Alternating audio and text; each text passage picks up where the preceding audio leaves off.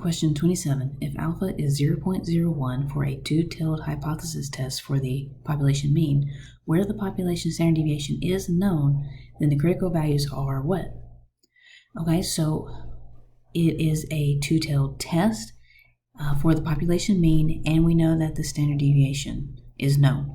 Okay, so if the standard deviation is known, then we can use a z-score.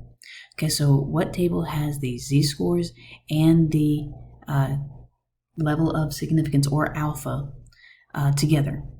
Well, this one has both alpha and your z-scores here together.